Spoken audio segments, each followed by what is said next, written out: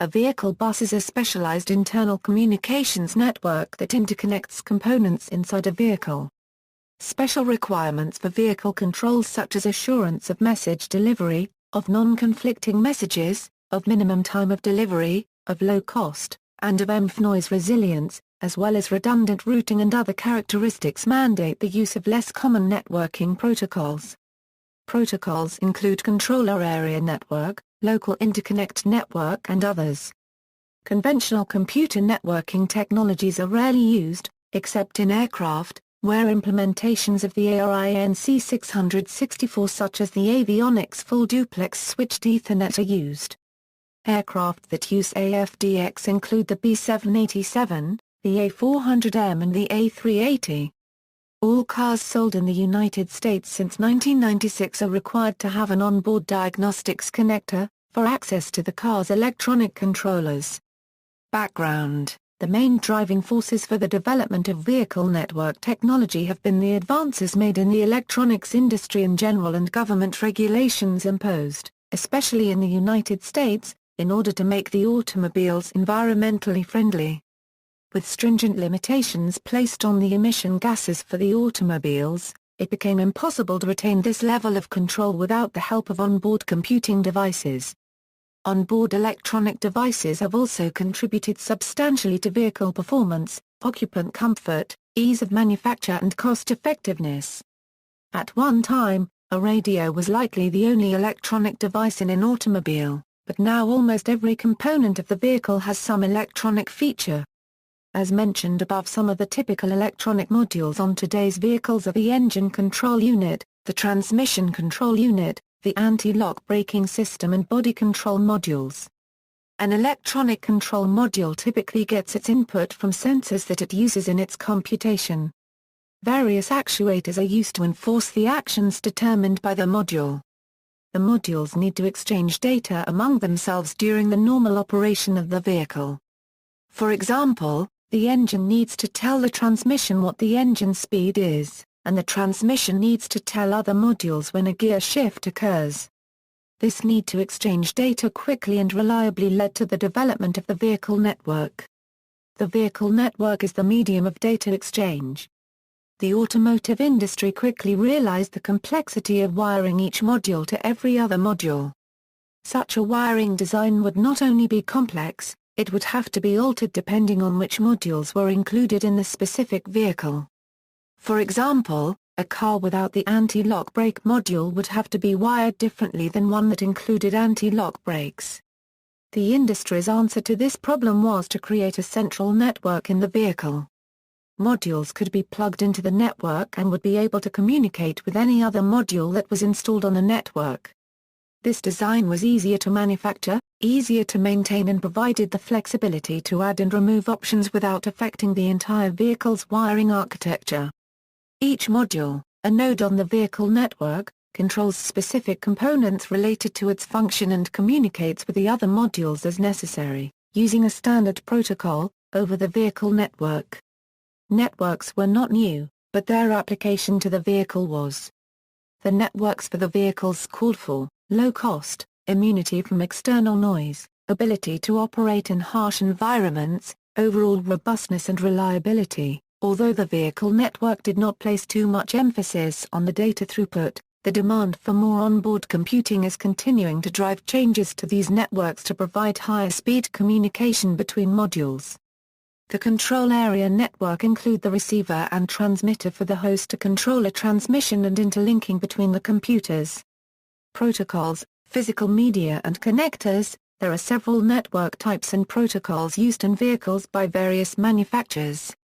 Many companies are encouraging a standard communication protocol, but one has not been settled on.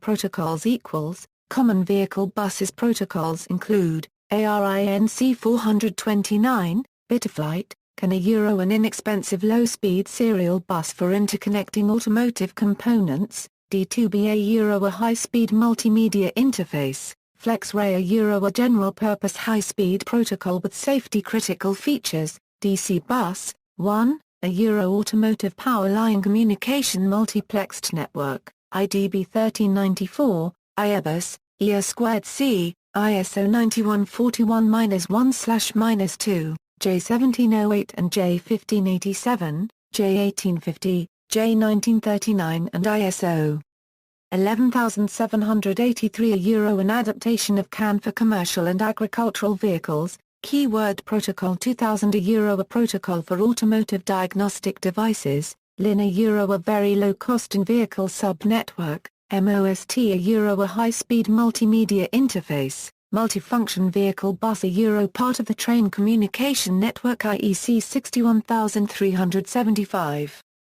SmartWire X, SPI, VAN Euro.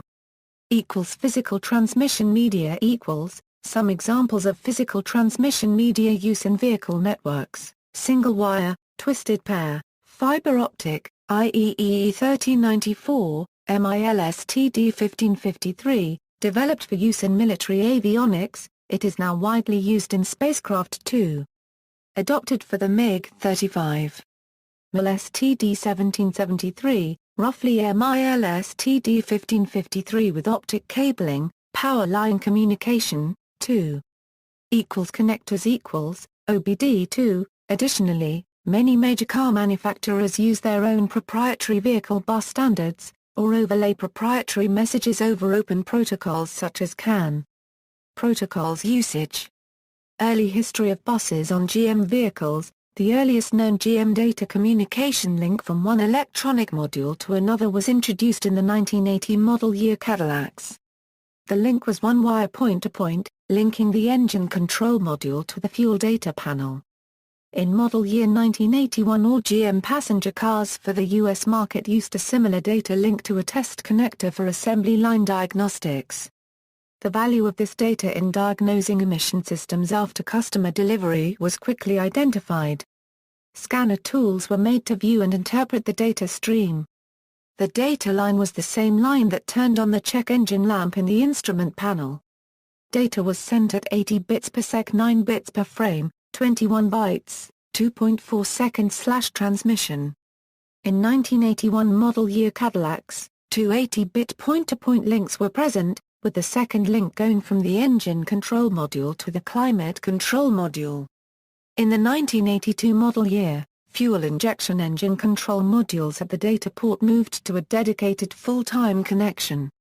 In the 1983 model year, the data rate on the fuel injection engine control modules was doubled to 160 bits. In the 1984 model year, Corvette instrument panel used data from the fuel injection engine control module's data link. In the 1985 model year, Cadillac FWD-C vehicle had an electronic system that has point-to-point data links between 5 electronic modules and a dedicated assembly line diagnostic connector. On the 1988 and 1989 model year Buick Reatta and 1986 Euro 1989 model year Buick Riviera touchscreen CRT-equipped vehicles, an 8192-bit S-data bus was implemented between the body computer module and the assembly line connector, climate control module, and CRT controller. This was GM's first multi-drop data bus. All GM vehicles adopted this bus as new engine control modules were developed. This bus remained the standard GM vehicle bus until 1996 when the J1850 VPW bus replaced it. References: The Electric Jet. Phillips, E.H. Aviation Week and Space Technology February 5, 2007.